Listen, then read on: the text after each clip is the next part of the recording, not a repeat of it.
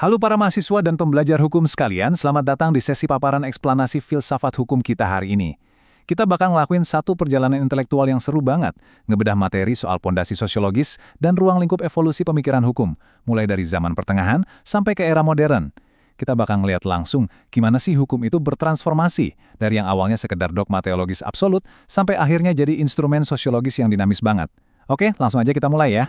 Nah, sebelum kita masuk lebih dalam ngurai sejarah filsafat hukum ini, saya mau ngingetin dulu kalau semua struktur dan bahan yang bakal kita bahas udah disusun secara komprehensif sama tim penyusun materi studi tentang ilmu hukum. Jadi kalian itu lagi nyimak sebuah referensi akademik formal yang emang dirancang khusus buat memperkuat pondasi analisis kalian. Buat hari ini agenda kita cukup padat, tapi dijamin menarik. Kita bakal jalan-jalan, mulai dari pengantar studi filsafat hukum, masuk ke era teologis abad pertengahan, terus ke fajar pemikiran hukum modern, ngeliat dampak era revolusi industri, ngebahas pondasi sosiologisnya, dan pastinya ditutup dengan referensi sama evaluasi. Oke, mari kita buka bagian pertama kita, pengantar studi filsafat hukum. Kalian harus tahu, teori hukum itu nggak pernah muncul tiba-tiba dari ruang hampa. Dia tuh selalu ngikutin warna dan semangat zamannya. Coba deh kita lihat polanya. Di era klasik Yunani dan Romawi, hukum itu ibarat logika alam. Terus masuk ke abad pertengahan, hukum berubah wujud jadi semacam mandat teologis langsung dari Tuhan. Nah, abad ke-19 ada disrupsi gila-gilaan karena revolusi industri yang akhirnya maksa hukum di era modern bergeser jadi instrumen sosiologis. Peta mental ini penting banget buat kalian pegang kuat-kuat. Sekarang mari kita lanjut ke bagian kedua, era teologis abad pertengahan.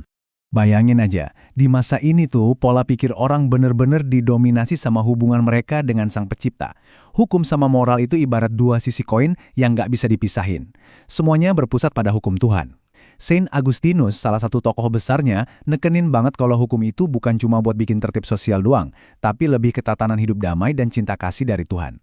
Nah, hukum abadi ini disebut lex eterna. Terus waktu hukum ini turun dan dipahami sama rasio manusia, namanya jadi lex naturalis, alias hukum alam, yang otomatis jadi standar moral absolut di masa itu. Terus apa yang menarik dari pemikir agung lainnya kayak Thomas Aquinas? Dia ini nyoba ngegabungin akal manusia sama dogma agama. Menurut Aquinas, lewat akal pikiran, kita sebenarnya bisa nemuin hukum alam, bisa ngebedain mana yang baik dan jahat. Tapi ya, akal manusia kan terbatas banget kan? Makanya butuh yang namanya hukum ilahi positif dari wahyu atau kitab suci buat ngelengkapin itu semua. Jadi intinya, di masa itu pembuat undang-undang itu tugasnya simpel. Cuma memperjelas dan rapin aturan Tuhan ke dunia nyata. Nggak lebih dari itu.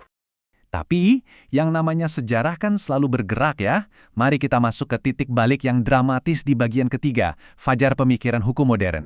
Era Renaissance dan abad pencerahan benar-benar ngegeser pandangan absolut masa lalu. Kalau tadinya di abad pertengahan orang cuma fokus ke langit, ke kehendak Tuhan dan teks suci, di era modern fokusnya ditarik turun ke bumi. Pemikir hukum mulai nempatin manusia sebagai individu duniawi yang otonom.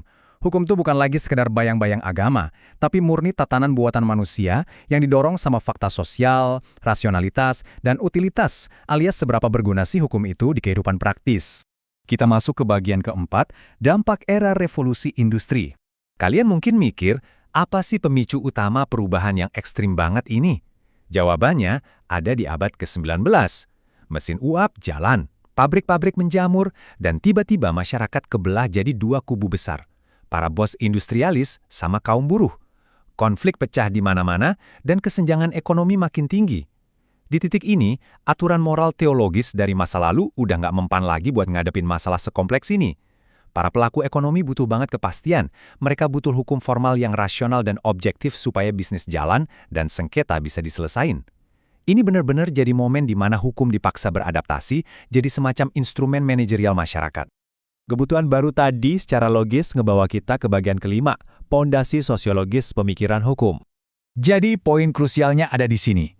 Muncul sebuah disiplin baru yang mengawinkan hukum dan masyarakat. Dipelopori sama sosiolog kayak Agus Kumte, hukum mulai dikaji sebagai fakta sosial yang nyata dan bisa diobservasi secara langsung.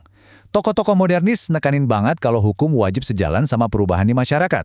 Legislator dan hakim gak bisa lagi cuma duduk manis di Menara Gading sambil baca pasal. Mereka harus turun dan memperhatiin realitas sosial ekonomi yang ada. Akhirnya hukum dipandang sebagai alat buat ngebangun dan merekayasa masyarakat atau yang ngetren dengan istilah social engineering. Tapi tunggu dulu, Modernitas yang serba rasional ini kadang-kadang malah bikin hukum jadi super kaku dan seakan kehilangan nurani kan? Nah, diskursus ini nyambung banget sama konteks hukum di Indonesia. Coba kita lihat gagasan dari mahaguru kita, Prof. Sadjipto Raharjo. Beliau ngegagas konsep hukum progresif dengan satu adagium yang fundamental banget. Hukum untuk manusia, bukan manusia untuk hukum. Ini tuh kritik tajam banget buat hukum modern yang terlalu legalistik. Lewat konsep ini, kita diajak buat ngembaliin lagi esensi belas kasih dan keadilan yang substantif ke dalam sistem penegakan hukum kita, yang selama ini sering banget cuma mentok di urusan formalitas. Nggak kerasa ya perjalanan intelektual kita sejauh ini? Sekarang kita masuk ke bagian terakhir, referensi dan evaluasi pembelajaran. Sebagai masyarakat akademik, argumen kita pastinya harus punya landasan literatur yang kuat dong. Ini ada beberapa buku utama yang wajib banget kalian sikat buat nguasain mata kuliah ini.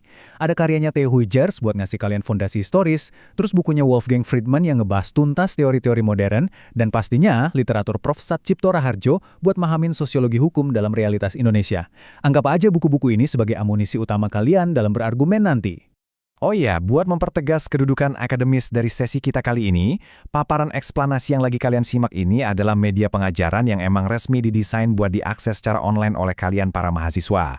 Jadi, silakan jadikan materi ini sebagai rujukan fundamental dan referensi utama kalian dalam menghadapi kompleksitas mata kuliah filsafat hukum ke depannya. Sebelum kita benar-benar selesai, saya punya satu pertanyaan analitis yang lumayan berbobot buat kalian. Kalau emang hukum modern itu dibikin murni demi rasionalitas dan kepastian ekonomi di zaman revolusi industri, kira-kira mampu nggak sih kerangka sosiologis kita saat ini ngasih keadilan yang substantif, persis kayak yang dicita-citain sama tatan hukum teologis di abad pertengahan dulu? Nah saya nantang kalian buat bener-bener ngerenungin hal ini. Bawa isu ini ke kelas, diskusikan bareng teman-teman, dan jadiin itu landasan argumen kalian yang tajam. Oke, makasih banyak udah fokus bareng saya hari ini. Teruslah belajar, dan sampai jumpa di paparan eksplanasi hukum selanjutnya.